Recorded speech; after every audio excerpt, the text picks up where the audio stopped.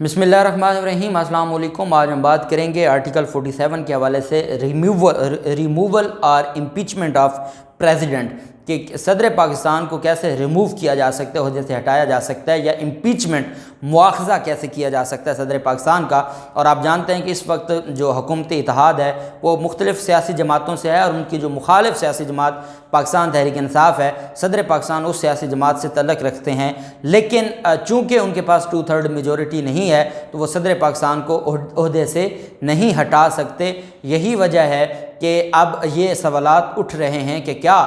जो मौजूदा हुकूमती इत्तेहाद है वो सदर को आरिफ अलवी को हटा सकता है या नहीं हटा सकता। मैं आज आपको आर्टिकल 47 की तफसीलात बताने जा रहा हूँ। क्या आर्टिकल 47 के तहत ये सदर पाकिस्तान को ओहदे से हटाया जा सकता है या नहीं।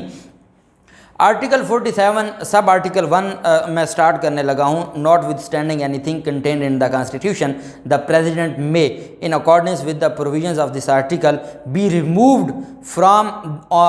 Office on the ground of physical और मेंटल इनकैपेसिटी, कि अगर उसकी जहनी और जिस्मानी कोई ऐसी कि वो काबिल ना रहा हो और इनकेपेबल हो, तो उस वक्त उसको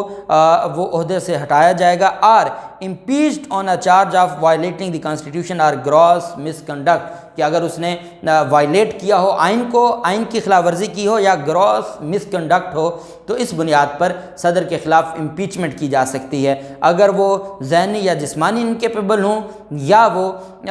उसने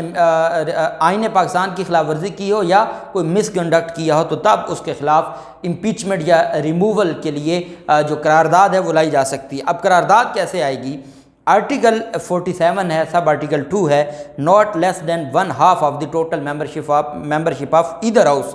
कि अगर कोई भी हाउस है, वो नेशनल असम्बली है, वो सेनेट है, तो कोई भी हाउस है उसकी जो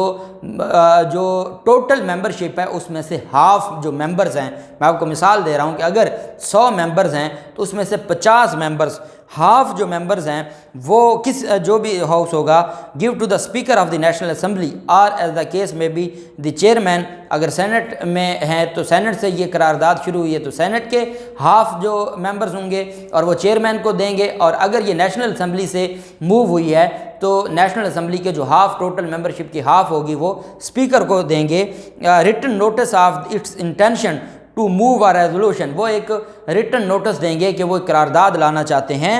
फॉर द रिमूवल ऑफ, और वो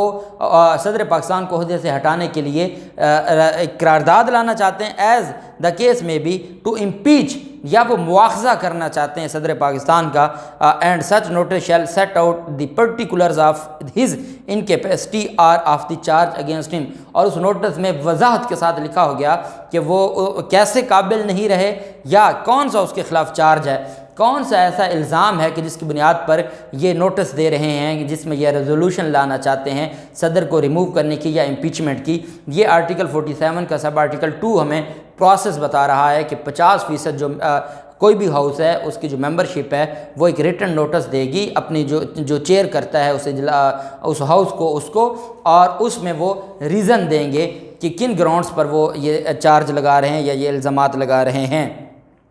आर्टिकल 47 सब आर्टिकल 3 कहता है if a notice under clause 2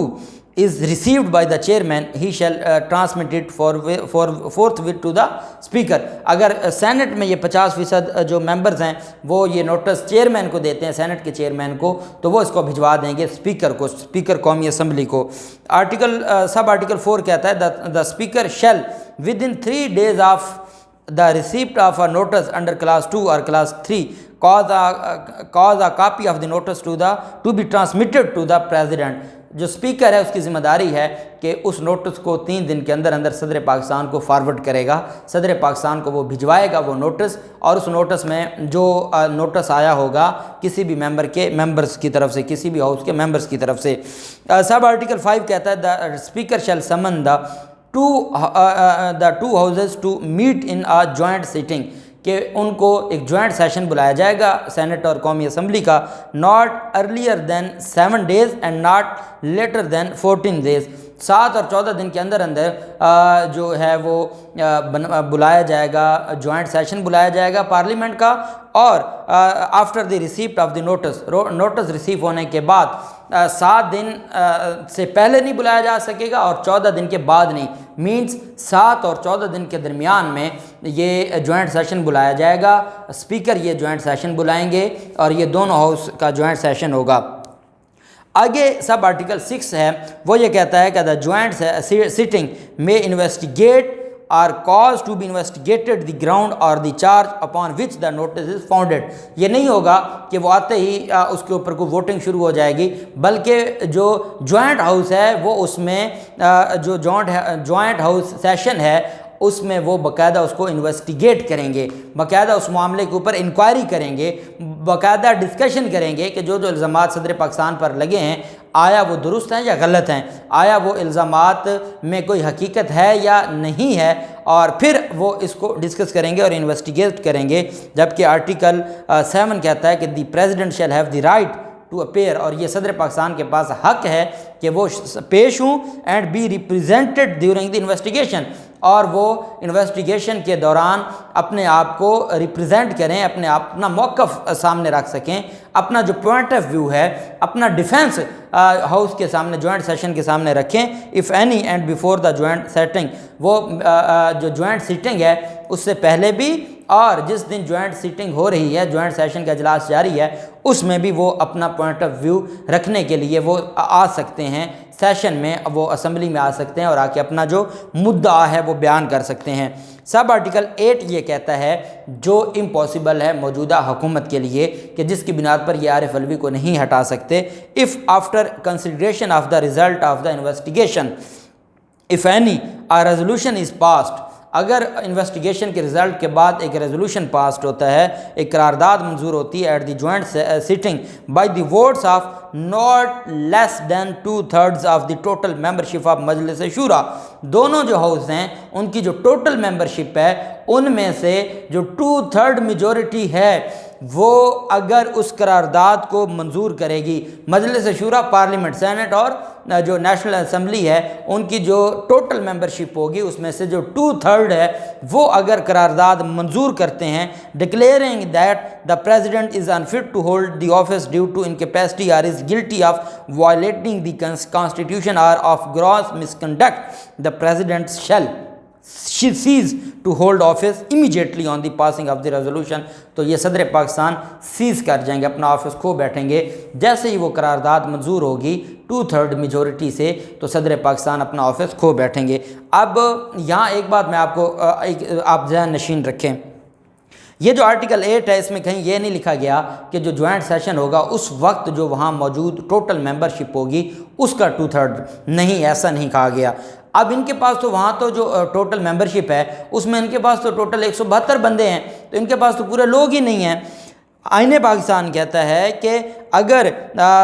sitting at the joint sitting by the votes of not less than 2/3 of the total membership, बात हो रही है टोटल मेंबरशिप की, और टोटल मेंबरशिप से मुराद ये है कि जो सेनेट के तमाम मेंबरान और जो नेशनल असम्बली है उसके सारे जो मेंबरान हैं उनके जो 2/3 मेजॉरिटी है वो होगी, वो करारदाद पास करेगी। अगर होता ना कि जो उस वक्त मौजूद हैं उसमें से 2/3 जॉइंट सेशन में जो मौजूद है उसमें से 2/3 फिर आसान था। ये टोटल मेंबरशिप है जो इनके बस की बात नहीं है, जो ये सदर पाकिस्तान को आरिफ अलवी को नहीं हटा सकते। ये आईने पाकिस्तान के आर्टिकल 47 ने सदर के हवाले से ये बड़ा अख्तियार दिया है कि अगर आपने सदर पाकिस्तान को ओहदे से हटाना है और अगर आप समझते हैं कि सदर पाकिस्तान को ओहदे से हटाया जाए तो फिर आपके पास ये चीज़ें हैं, आपको ये मद्देनज़र रखनी होंगी, तब ही जाके आप सदर पाकिस्तान को ओहदे से हटा सकते हैं। इंशाअल्लाह नेक्स्ट हम 48 पर बात करेंगे। अल्लाह पाक पाकिस्तान का हामी और नासिर हो। बहुत शुक्रिया। अल्लाह हाफिज़। पाकिस्तान जिंदाबाद।